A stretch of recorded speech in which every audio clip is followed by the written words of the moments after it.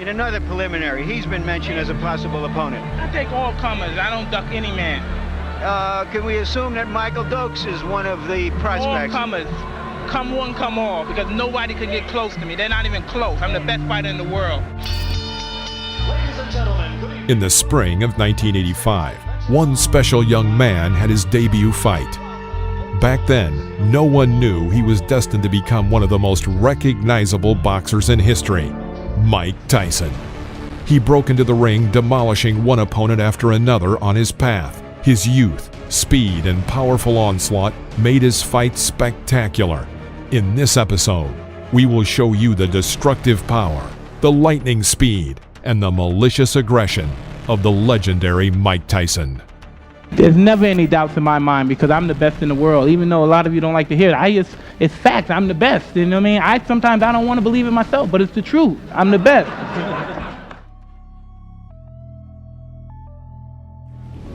Mike Tyson versus Ricardo Spain.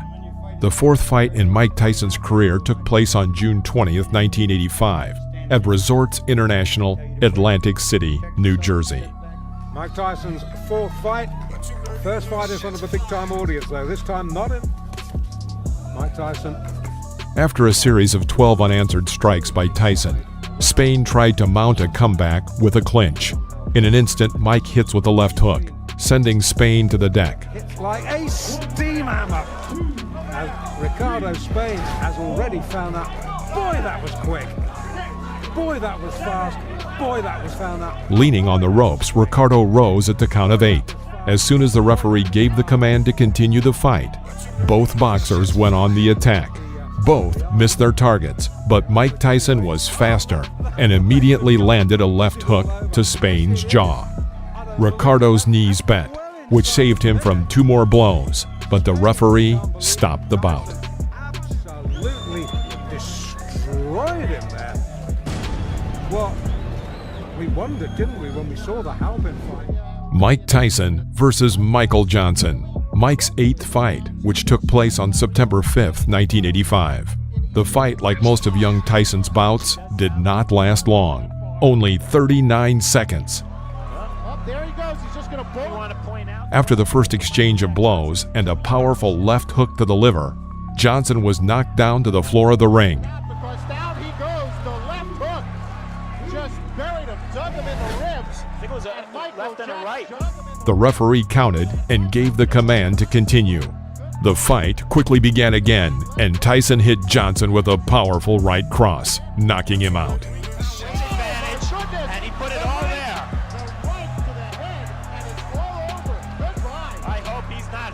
That was a brutal, wide-open punch. He did not have his guard up, and Mike Tyson just... Mike Tyson versus Robert Coley. The 10th fight in Mike Tyson's career took place on October 25th, 1985, at the Atlantis Hotel, Atlantic City, New Jersey. The scheduled 8-round match began quickly and ended just as quickly, all in the style of the young Mike Tyson. In the first round, Tyson crushed this taller opponent at just 37 seconds, taking him down with a powerful left hook.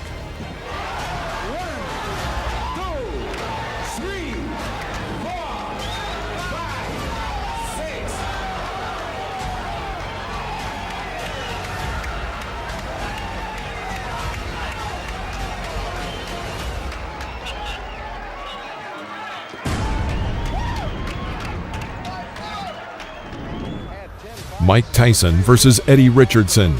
The 12th fight in the career of Mike Tyson took place on November 13th, 1985 in Houston, Texas.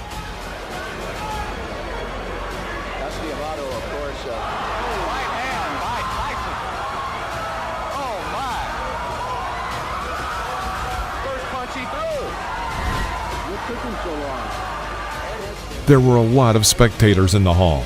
Everyone got comfortable in anticipation of the next knockout. And the knockout came, 1 minute 17 seconds into the first round, when Mike delivered a left hook to Eddie's head.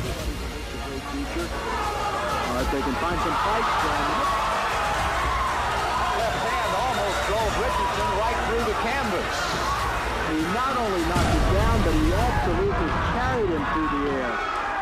it's over. I see right now a major flaw and problem in Mike Tyson's career, and that's going to be to have a fight that lasts long enough. Mike Tyson versus David Jaco. The 16th fight in Mike Tyson's career took place on January 11, 1986, at the Plaza Convention Center, Albany, New York. Each time Tyson tried to develop a new attack, Jaco would resort to a clinch, apparently hoping to tire him.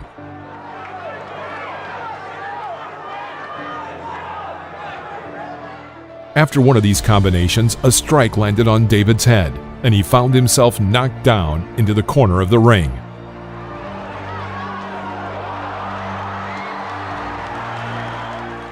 The blow was not too strong, and David found the strength to rise. Tyson, as in previous battles, immediately rushed to finish off his opponent. Moving like a pendulum in front of his discouraged rival, he throws out another left side strike and again puts David on the floor of the ring. Tyson himself, probably tired of hitting so much, seemed to slow down the fight, now aiming for a single hit to end the match. Having missed a monstrous left hook, he immediately strikes with a right cross to Jaco's head. David is back on the floor. The referee had no choice but to stop the fight due to the 3 knockdown rule. Mike Tyson versus William Hosea. After 2 10-round battles against James Tillis and Mitch Green, Tyson denied any skepticism that he lacked stamina. True, it's worth noting that Hosea was just scared and quickly got knocked out, but this does not detract from the effectiveness of Tyson's punches. He's just going to follow suit. Not your Reggie Gross only lasted 1 round in his last fight. So After a clinch, Mike catches William on an oncoming right cross and tries to develop an attack by embarking on a powerful series. Most of the blows glanced, but from the sheer number and the heavy pace, Hosea falls to the floor of the ring. and down.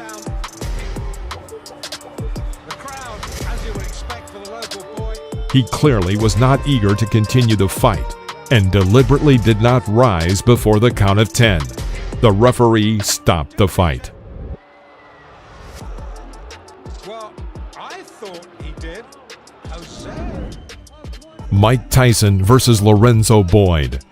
The fight took place on July 11, 1986 in Swan Lake, New York. This fight was one of a series of fights that Tyson held in the summer of 1986, already on the outskirts of a battle for the championship title. Boyd, a normal, average boxer, could not mount a serious resistance and as a result was knocked out in the second round. Entering close range, Boyd tries to break through Tyson's defense, but to no avail. Mike himself, having waited a moment, inflicted a powerful right uppercut, but the overshot missed. Tyson calmly walks up to him again and hits him with his crown right hook into Boyd's core, and then followed with a right uppercut. Lorenzo falls to the ring floor. The count is 5. The count is 6. The count is 8. He will not get up. It's over. Sam, show me what heavyweight throws punches that quick. Those were 2 right hands, 1 to the body, and you snap your fingers. It was turned into, I believe it was a right. Mike Tyson versus Marvis Frazier. In July 1986, Mike met with Marvis Frazier, the son of the famous heavyweight champion Joe Frazier. The son of the great Joe was far from being as strong as his father, who was his coach and manager. What Joe was counting on by matching Marvis against Tyson is not entirely clear. But when watching the battle, it seems that the young Frazier was hit by a truck. At the beginning of the first round, Mike cornered the opponent and hit him with a right uppercut. Frazier was shocked. Tyson immediately carried out a series of strong blows. His enemy fell. The referee started the countdown, but seeing that Frazier was lying insensibly, he stopped counting. It was a hard knockout. Frazier came to his senses in a few minutes. Tyson took only 30 seconds to knock out Frazier. This fight was the shortest in the professional career of Iron Mike. Ferguson, the first time you saw him here on ABC Sports. Watch the uppercut, the right uppercut. Mike Tyson versus Alfonso Ratliff. The fight against Alfonso was the last for Mike before the fight for the champion title with Trevor Berbick. Tyson quickly figured out his rival, demonstrating the brilliant technique that distinguished him in his early years in the professional ring. After waiting a moment, Mike dodges to the left and throws a powerful left hook into Ratliff's jaw. Alfonso falls onto the ring floor. And there was a left hand, and Ratliff will sit it out. Climbing to his knee, he waits until the referee counts to 9 and gets up. Mike Tyson rushes to finish and shoots a series of 8 hits. Ratliff finds some relief in a clinch. After the referee breaks the clinch, Tyson begins beating Ratliff near the ropes. Can the man finish? And Tyson has left little doubt about that so far. Right hand, that should be just about it. Davey Pearl looking very closely. And that's all. It's over.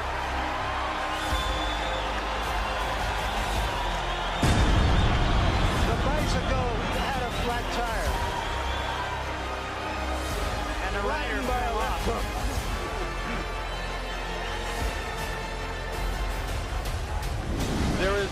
Mike Tyson versus Pinklin Thomas. The battle took place on May 31, 1987.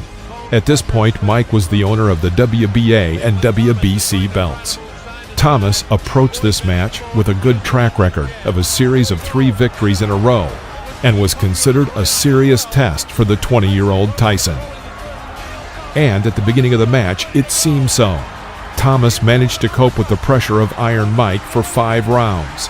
However, in the 6th 3-minute period, Tyson carried out a series of powerful uppercuts and hooks from both hands, some of which landed right on his opponent's jaw.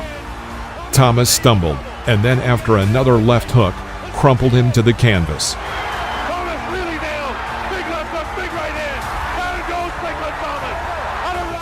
He did not have time to get up before the end of the count, and the referee stopped the match.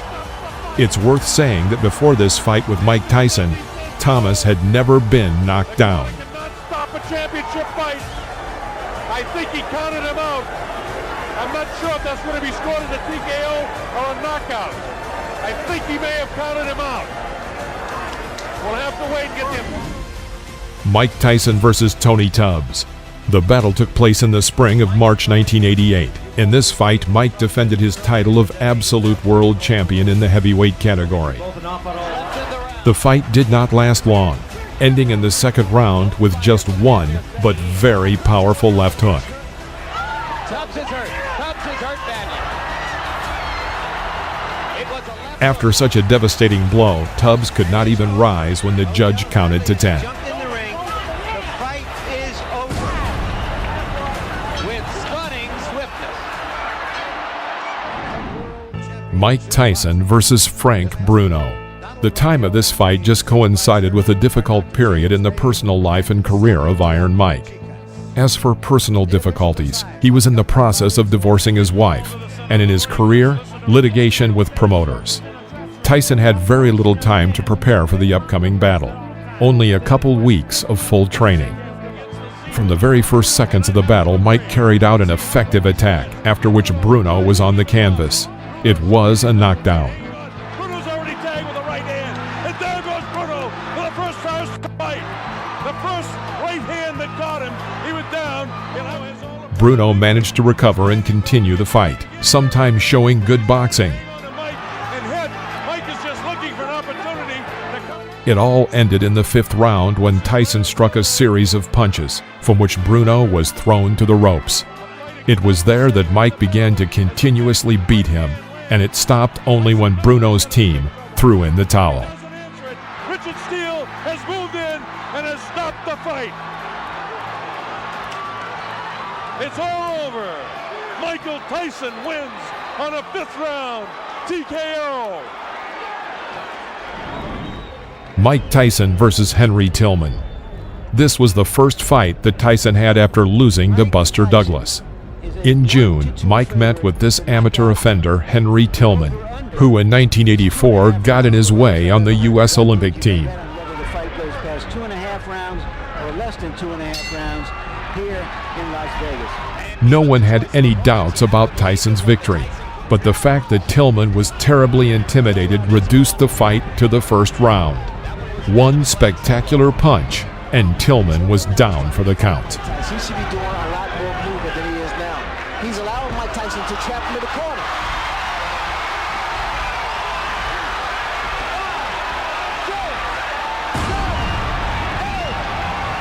That'll be enough. Mike Tyson versus Donovan Ruddock. This was a very interesting and revealing battle. Ruddock was a hefty Canadian who, of course, was afraid of Tyson, but not to the point that he would immediately fall, like Henry Tillman or Alex Stewart. Most likely, Ruddock was a hidden left-handed person. That is, a left-handed person standing in an ordinary left-handed stance. In general, a good but very limited boxer. All his technique came down to getting to his signature hit with the left, something between a hook and an uppercut. But he certainly had a powerful blow. The fight proceeded in a bitter struggle, with some advantage on Tyson's side.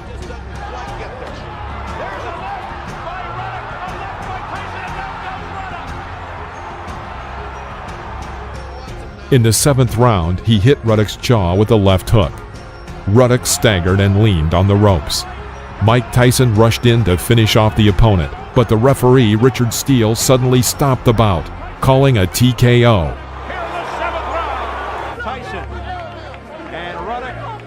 The decision was very controversial.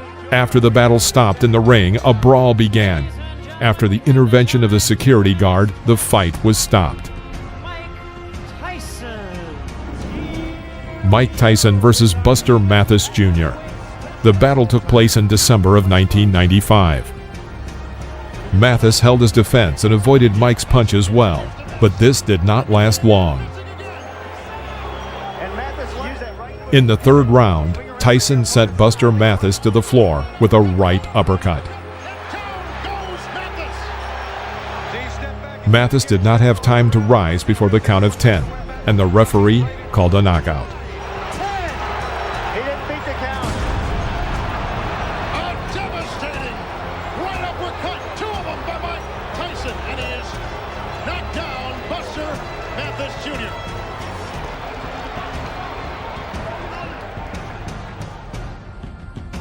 This is the world of boxing.